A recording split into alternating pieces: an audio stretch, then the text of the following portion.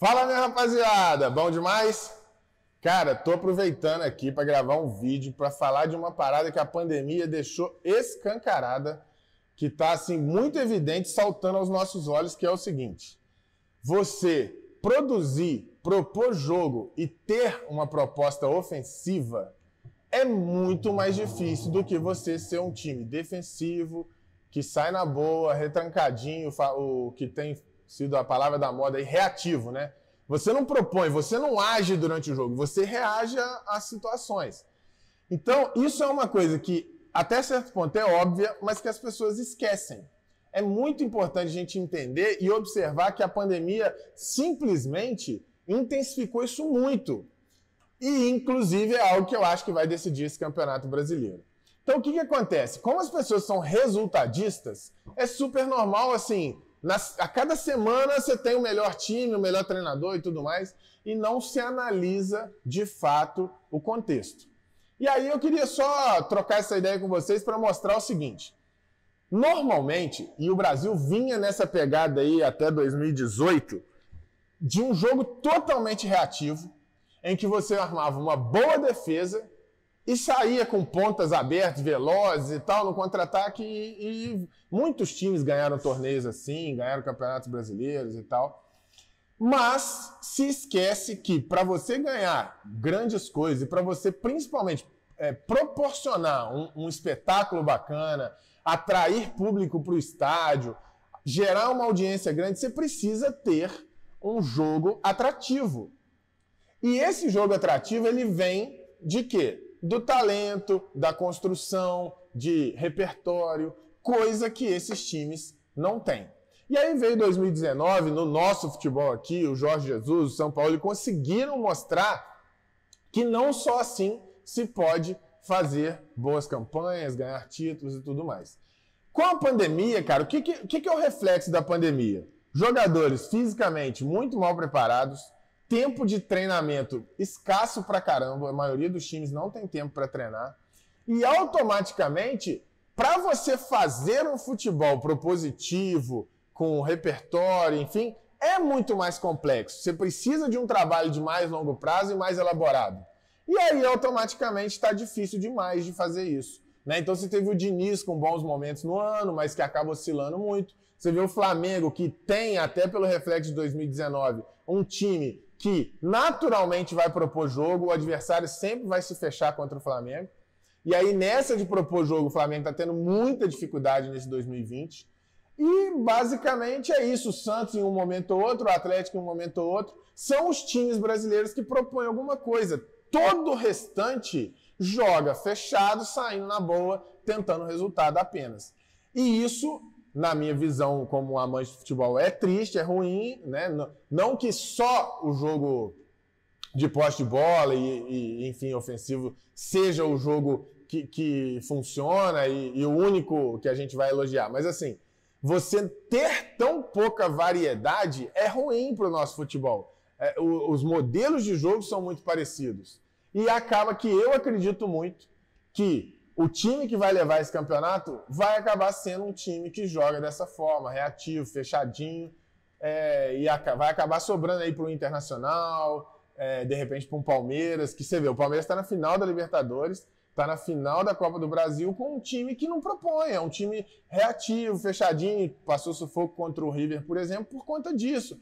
Se ele tem um time que consegue ter um repertório para jogar diferente, meteu 3-0 lá, vamos segurar a bola, tocar a bola, ter o controle do jogo com a bola com a gente, que a gente vai sofrer menos. Mas ele não sabe fazer isso. E a partir do momento que ele não sabe, e o River vem aqui e pressiona, consegue esse primeiro gol, o jogo começa a tomar ar de nervosismo e tudo, e acaba que todo mundo olha, é um jogo que o Palmeiras sofreu pra caramba e foi amassado.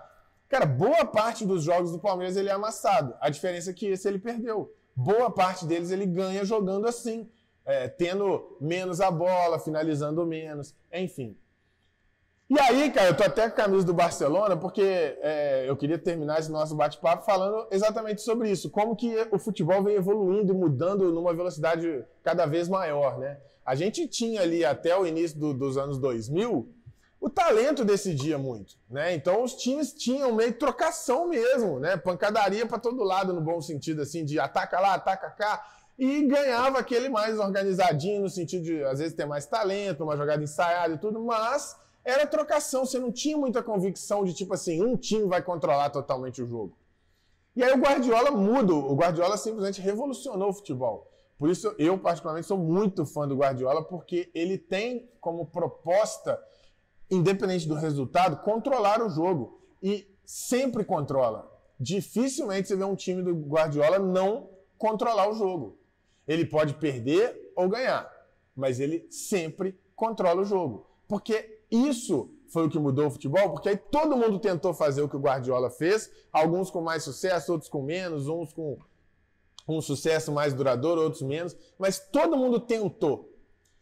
E isso foi a grande mudança no futebol, porque de lá para cá começou a se estudar cada vez mais formas eficazes de controlar o jogo e formas eficazes de não controlar o jogo, mas vencer explorando os espaços e tudo mais que esse controle de jogo vai acabar gerando.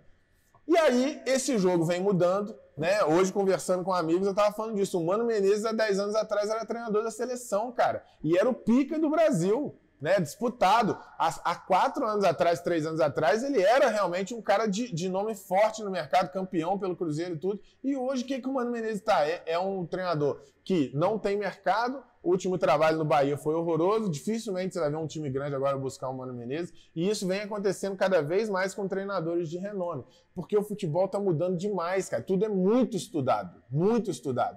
Você propor jogo, esse estudo, é muito mais difícil. E por isso, você tem raramente times que tentam fazer isso. E por isso tem que se dar tanto valor para quem tenta e quem consegue. Né? Você pode ser fã ou não do Diniz, mas você precisa dar valor que ele tenta fazer isso, cara.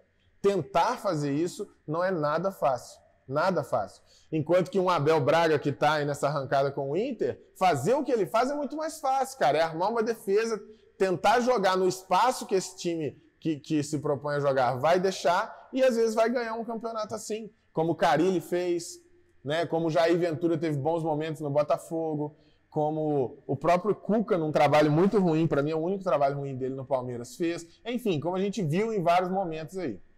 Beleza? Então, pessoal, a gente precisa melhorar um pouco esse debate. Eu falei num outro vídeo outro dia o quanto que as pessoas criticam a defesa do Flamengo. Mas, na verdade, o problema do Flamengo é o ataque. Porque um time que se propõe a ser ofensivo, a controlar o jogo, ele precisa fazer muitos gols. E automaticamente ele vai levar muitos gols, porque ele vai dar espaço. Só que ele precisa fazer muito mais que tomar, para ele conseguir sucesso nessa proposta ofensiva. Só que isso é muito difícil. O Flamengo vem levando os gols que naturalmente um time ofensivo leva. Eu falei até dos números que o Liverpool, que lidera a Premier League, tem uma média de gols sofridos igual a do Flamengo.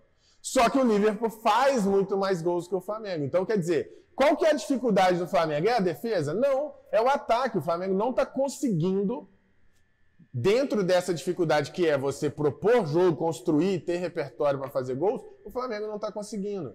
Então, assim, isso é uma dificuldade, é algo que, como eu disse, precisa ser valorizado e debatido de forma um pouquinho mais consistente.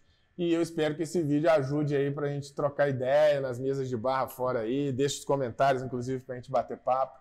Mas lembre sempre disso. Na hora de analisar um jogo, analisa a proposta, cara. Não só o resultado.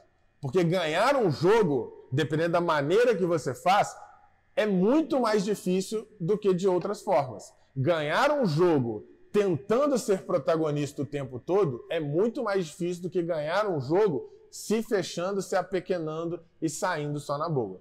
Beleza, galera? Maravilha, deixa o like pra gente, não deixa de se inscrever no canal, galera. A gente tá tentando crescer para fazer um conteúdo bacana aí.